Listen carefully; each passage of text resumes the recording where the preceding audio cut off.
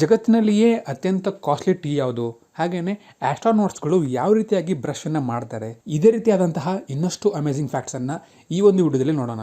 Number 8. So ನಿಮ್ಗೆ ಗೊತ್ತಿರೋ ಹಾಗೆ ಒಂದು ದೇಶದಿಂದ ಇನ್ನೊಂದು ದೇಶಕ್ಕೆ ಹೋಗಬೇಕು ಅಂತ ಹೇಳಿದ್ರೆ ನಿಮಗೆ ಪಾಸ್ಪೋರ್ಟ್ ಬೇಕು, ಕರೆಕ್ಟ್. ಆದರೆ ಒಬ್ಬ ಸ್ವತಂತ್ರ ವ್ಯಕ್ತಿಗೆ ಪಾಸ್ಪೋರ್ಟನ್ನು ಮಾಡುವಂಥ ವಿಷಯವನ್ನು ಕೇಳಿದ್ದೀರಾ?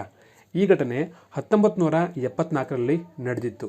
ಈಜಿಪ್ಟ್ನಿಂದ ಪ್ಯಾರಿಸ್ಗೆ ರಾಮ್ಸಿಸ್ ಸೆಕೆಂಡ್ ಅನ್ನುವಂಥ ಈ ಒಂದು ಈಜಿಪ್ಟ್ ರಾಜನ ಮಮ್ಮಿಯನ್ನು ಶಿಫ್ಟ್ ಮಾಡಬೇಕಾದ್ರೆ ಆವಾಗಿನ ಫ್ರಾನ್ಸ್ ಗೌರ್ಮೆಂಟ್ ಪ್ರಕಾರ ಜೀವಂತಿರಲಿ ಅಥವಾ ಸತ್ತಿರಲಿ ಫ್ರಾನ್ಸ್ ದೇಶಕ್ಕೆ ಬರುವಂತಹ ಎಲ್ಲ ವ್ಯಕ್ತಿಗಳಿಗೆ ಪಾಸ್ಪೋರ್ಟ್ ಇರಬೇಕಿತ್ತು. ಸೊ ಆ ಕಾರಣಕ್ಕಾಗಿ ಈಜಿಪ್ಟ್ ಗೌರ್ಮೆಂಟ್ ಸತ್ತಂತಹ ಈ ರಾಜನ ಪಾಸ್ಪೋರ್ಟನ್ನು ಮಾಡಿತ್ತು. ಸೊ ನೀವು ಸ್ಕ್ರೀನ್ ಮೇಲೆ ನೋಡ್ತಾ ಇರೋ ಹಾಗೆ ಈ ರಾಜನ ಒಂದು ಪಾಸ್ಪೋರ್ಟನ್ನು ಡೇಟ್ ಆಫ್ ಬರ್ತ್ ನೋಡ್ತಾ ಇದ್ದೀರಾ, 1303 BC ಅಂದರೆ ಬಿಫೋರ್ ಕ್ರಿಸ್ತ. ಹಾಗೆಯೇ ಡೇಟ್ ಆಫ್ ಇಶ್ಯೂ, ಸೊ ಯಾವಾಗ ಈ ಒಂದು ಪಾಸ್ಪೋರ್ಟನ್ನು ಕೊಡಲಾಗಿತ್ತು ಅಂತ ಹೇಳಿದ್ರೆ 1974ರಲ್ಲಿ. ಸೊ ಫೈನಲ್ ಆಗಿ ನೋಡ್ತಾ ಇದ್ದೀರಾ ಪ್ರೊಫೆಷನಲ್. ಸೊ ಈ ಒಂದು ವ್ಯಕ್ತಿ ಏನು ಕೆಲಸ ಮಾಡ್ತಾರೆ ಅಂತ ಹೇಳಿದ್ರೆ ಕಿಂಗ್. ಸೊ ಬ್ರಾಕೆಟ್ ನೋಡ್ತಾ ಇದ್ದೀರಾ ಡಿಸೀಸ್ಡ್ ಅಂತ, ಅಂದರೆ ಮರಣ ಹೊಂದಿದಂತಹ ವ್ಯಕ್ತಿ. ಸೊ ಈ ರೀತಿಯಾಗಿ ಒಬ್ಬ ಸ್ವತಂತ್ರ ವ್ಯಕ್ತಿಗೆ ಪಾಸ್ಪೋರ್ಟನ್ನು ಮಾಡಲಾಗಿತ್ತು. ನಂಬರ್ 7. ಆರ್ಥೋಸೋಮ್ನಿಯಾ. ಸೊ ಇದೊಂದು ಅನ್ಹೆಲ್ದಿ ಮೆಡಿಕಲ್ ಕಂಡೀಷನ್. ಇದರಲ್ಲಿ ಏನಾಗುತ್ತೆ ಅಂದರೆ ಒಬ್ಬ ಮನುಷ್ಯ ಗಾಢವಾದ ನಿದ್ರೆ ಬರುತ್ತೆ ಅಂತ ಯೋಚನೆ ಮಾಡ್ತಾನೆ ನಿದ್ದೆ ಹೋಗದಿರುವಂತಹ ಒಂದು ಕೆಟ್ಟ ಕಂಡೀಷನ್.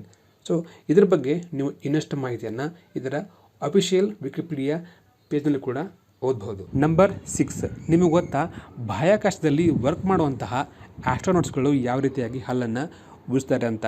ಯಾಕಂದರೆ ಭೂಮಿ ಮೇಲೆ ನಾವು ಕಾಮನ್ ಆಗಿ ಯೂಸ್ ಮಾಡುವಂತಹ ಟೂತ್ಪೇಸ್ಟನ್ನು ನಾವು ಬಾಹ್ಯಾಕಾಶದಲ್ಲಿ ಯೂಸ್ ಮಾಡೋಕ್ಕೆ ಆಗೋದಿಲ್ಲ. ಆ ಕಾರಣಕ್ಕಾಗಿ ಆಸ್ಟ್ರೋನಾಟ್ಸ್ಗಳಿಗೆ ಅಂತಲೇ ನಾಸಾದವರು ಒಂದು ಟೂತ್ಪೇಸ್ಟನ್ನು ಕ್ರಿಯೇಟ್ ಮಾಡಿದ್ದಾರೆ. ಅದಕ್ಕೆ ನಾಸಾ ಡೆಂಟ್ ಅಂತ ಕರೀತಾರೆ. ಈ ಟೂತ್ಪೇಸ್ಟನ್ನು ಯೂಸ್ ಮಾಡಿಯೇ ಬಾಹ್ಯಾಕಾಶದಲ್ಲಿ ಆಸ್ಟ್ರೋನಾಟ್ಸ್ಗಳು ಹಲ್ಲನ್ನು ಉಜ್ಜೋದು. ಹಾಗೆಯೇ ಇದರ ಬಗ್ಗೆ ಇನ್ನಷ್ಟು ಮಾಹಿತಿಯನ್ನು ನಾವು ನಾಸಾದ ಆಫಿಷಿಯಲ್ ವೆಬ್ಸೈಟ್ನಲ್ಲಿ ಓದಬಹುದು. ನಂಬರ್ 5. ಇದೊಂದು UK ಕಂಟ್ರಿಯ ಫ್ಲ್ಯಾಗ್. ಓಕೆ, ಸೊ ಇದು ನೆಕ್ಸ್ಟ್ USA ಕಂಟ್ರಿಯ ಫ್ಲ್ಯಾಗ್.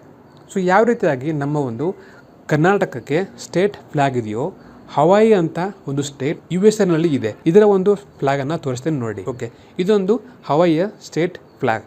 ಇದರಲ್ಲಿ ನೀವು ಅಬ್ಸರ್ವ್ ಮಾಡಿರ್ಬೋದು UK ಕಂಟ್ರಿಯ ಒಂದು ನ್ಯಾಷನಲ್ ಫ್ಲ್ಯಾಗನ್ನು ಕೂಡ ಈ ಸ್ಟೇಟ್ ಫ್ಲ್ಯಾಗ್ನಲ್ಲಿ ಆ್ಯಡ್ ಮಾಡಲಾಗಿದೆ.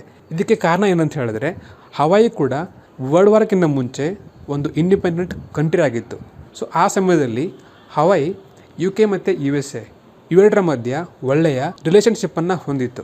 ಸೊ ಆ ಕಾರಣಕ್ಕಾಗಿ ವರ್ಲ್ಡ್ ವಾರ್ ಆದ ನಂತರ ಹವಾಯಿ ಅನ್ನುವಂಥ ಈ ಒಂದು ಕಂಟ್ರಿ ಸ್ಟೇಟಾಗಿ USAಗೆ ಆ್ಯಡ್ ಮಾಡುವ ಸಂದರ್ಭದಲ್ಲಿ ಒಪ್ಪಂದವನ್ನು ಮಾಡಿಕೊಂಡಿತ್ತು.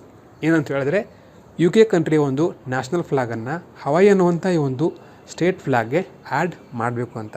ಸೊ ಆ ಕಾರಣಕ್ಕಾಗಿಯೇ ಈ ಒಂದು ಹವಾಯಿ ಅನ್ನುವಂಥ ಸ್ಟೇಟ್ ಫ್ಲ್ಯಾಗ್ನಲ್ಲಿ UK ಕಂಟ್ರಿಯ ಫ್ಲ್ಯಾಗನ್ನು ಆ್ಯಡ್ ಮಾಡಲಾಗಿದೆ. ನಂಬರ್ 4. ಟರ್ಕಿ ದೇಶದ ಇಸ್ತಾನ್ಬುಲ್ ಅನ್ನುವಂತಹ ಈ ಒಂದು ಸಿಟಿ 2 ಬೇರೆ ಬೇರೆ ಖಂಡಗಳಲ್ಲಿ ಹಬ್ಬಿಕೊಂಡಿದೆ. ಸೊ ನಿಮ್ಗೆ ಗೊತ್ತಿರೋ ಹಾಗೆ ಭೂಮಿ ಮೇಲೆ ಒಟ್ಟಾರೆ 7 ಬೇರೆ ಬೇರೆ ಖಂಡಗಳು ಇವೆ.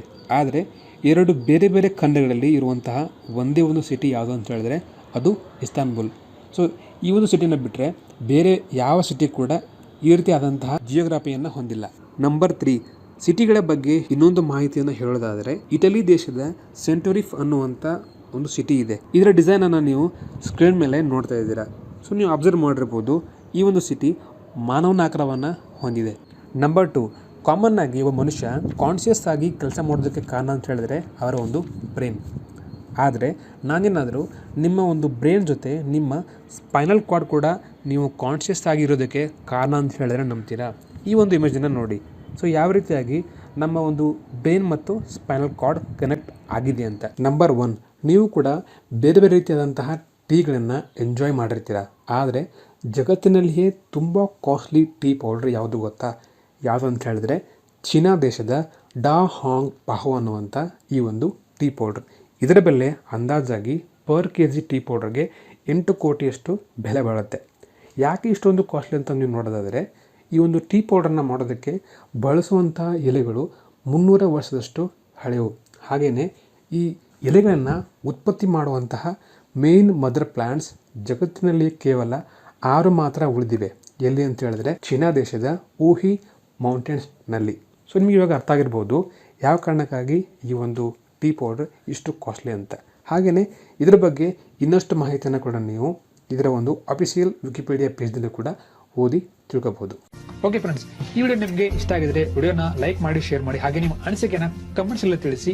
ನೀವೇನಾದರೂ ನನ್ನ ಚಾನಲ್ಗೆ ಹೊಸದಾಗಿ ಬಂದಿರೆ ಸಬ್ಸ್ಕ್ರೈಬ್ ಮಾಡೋದನ್ನ ಮರೆಯಬೇಡಿ. ಮತ್ತೆ ಸಿಗೋಣ ನೆಕ್ಸ್ಟ್ ವಿಡಿಯೋದಲ್ಲಿ. ಅಲ್ಲಿವರೆಗೂ ಬಾಯ್.